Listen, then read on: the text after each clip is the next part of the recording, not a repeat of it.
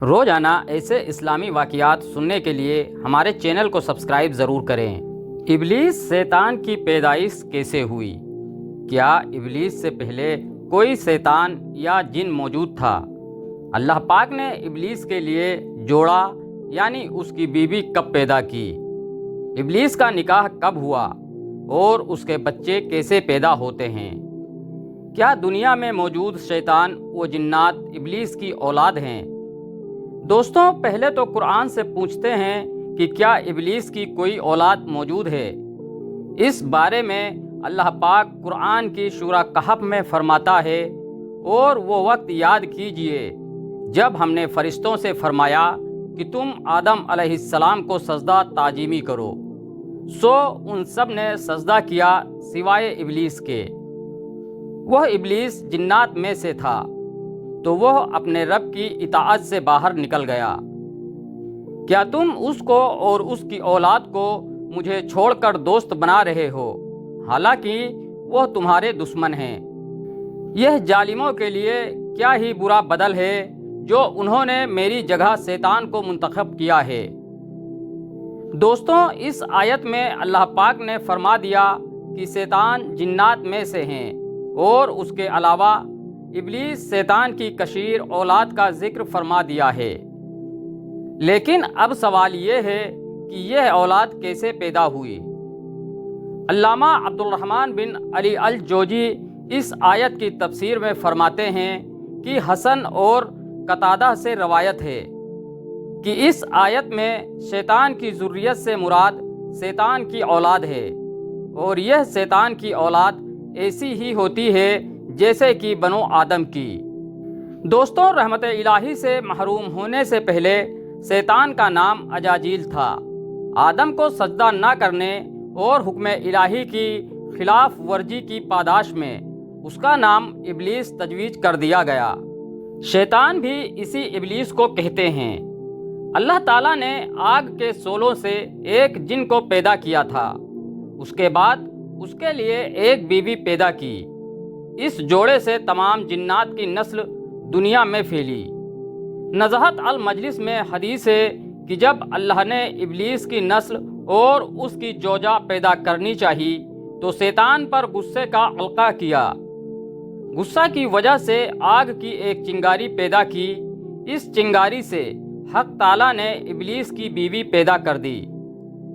مجاہد رحمۃ اللہ علیہ کہتے ہیں کہ ابلیس سے نسل پیدا ہونے کی کیفیت یہ ہے کہ اس نے اپنی شرمگاہ کو اپنی ہی شرمگاہ میں داخل کیا تو 5 انڈے دیے۔ ان کا کہنا ہے کہ اصل جرریت یہ ہے۔ حیات الحیوان میں شیطان کی افزائش نسل کے بارے میں روایت کچھ اس طرح مذکور ہیں۔ اللہ تعالیٰ نے ابلیس کی داہنی ران میں مرد کی شرمگاہ اور بائیں میں عورت کی شرمگاہ پیدا کی ہے، جس سے ہر روز 10 انڈے نکلتے ہیں، اور ہر انڈے سے شیطان مرد اور شیطان عورتیں پیدا ہوتی ہیں۔ دوستوں، یہاں یہ بات بتاتے چلیں کہ جنات اور شیاطین 2 الگ مخلوقات ہیں۔ علامہ جمحشری نے اپنی کتاب ربیع الابرار میں لکھا ہے کہ حضرت ابو ہریرہ رضی اللہ عنہ بیان فرماتے ہیں کہ اللہ نے 4 قسم کی مخلوق پیدا کی: ملائکہ، شیاطین، جنات اور انسان۔ پھر ان کے 10 حصے کیے، 9 حصے ملائکہ اور 1 حصہ شیاطین۔ جنات اور انسان، پھر ان تینوں کے 10 حصے کیے، 9 حصہ شیاطین، 1 حصہ جنات اور 1 انسان۔ اس کے بعد جنات اور انسان کے 10 حصے کیے، 9 حصے جنات اور 1 حصہ انسان۔ قاضی ثناء اللہ پانی پتی تفسیر مظہری میں لکھتے ہیں کہ انسانوں کے باپ ابو البشر، جنات کے باپ الجان، جبکہ شیاطین کا باپ ابلیس ہے۔ جنات میں کچھ مسلمان ہیں، کچھ کافر، مرتے بھی ہیں، پیدا بھی ہوتے ہیں، اور شیاطین میں سے کوئی بھی مسلم نہیں۔ نہ کسی کو موت آتی ہے۔ جب قیامت سے 40 سال پہلے ابلیس مرے گا تو اسی کے ساتھ سب مریں گے۔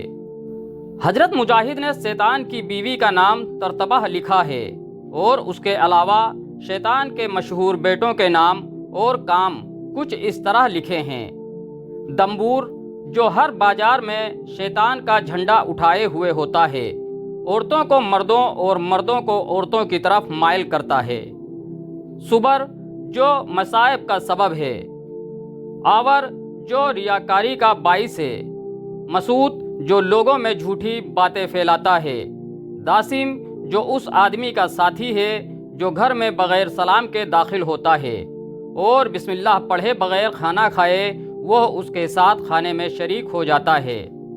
الغرض شیاطین روزانہ ایک انسان پر کئی مرتبہ اپنے قابو میں کرنے کے لیے حملہ کرتے ہیں، جیسا کہ حضرت ابن مسعود رضی اللہ تعالی عنہ حضور نبی کرم صلی اللہ علیہ وسلم سے روایت کرتے ہیں کہ نبی پاک صلی اللہ علیہ وسلم نے فرمایا، تم میں سے ہر ایک کے ساتھ جنوں اور شیطانوں میں سے اس کا ہم نشین ہوتا ہے۔ تو صحابہ نے کہا، اے اللہ کے رسول، کیا آپ کا بھی جنوں میں سے کوئی ہم نشین ہے؟ تو انہوں نے فرمایا، اور میں بھی، مگر اللہ نے میری مدد فرمائی ہے اور وہ مسلمان ہو گیا ہے تو وہ مجھے بھلائی کے علاوہ کسی چیز کا نہیں کہتا۔ دوستوں، بے شک اللہ پاک نے قرآن پاک کی بہت سی آیات میں شیطان کو انسان کا کھلا دشمن قرار دیا ہے، اور آج کے نئے دور میں تو شیطان کے مکر و فریب کے جال بھی بے حد وسیع ہو گئے ہیں، ان سے بچنا ناممکن ہوتا جا رہا ہے۔ بے شک نجات اسی میں ہے کہ ہم اللہ سے ہی شیطان مردود کی پناہ مانگیں۔ اللہ پاک ہمیں شیطان کے وسوسوں اور چالوں سے محفوظ رکھے اور نبی پاک صلی اللہ علیہ وسلم سے بے پناہ محبت عطا فرمائے۔ واللہ عالم، جزاکم اللہ خیرا۔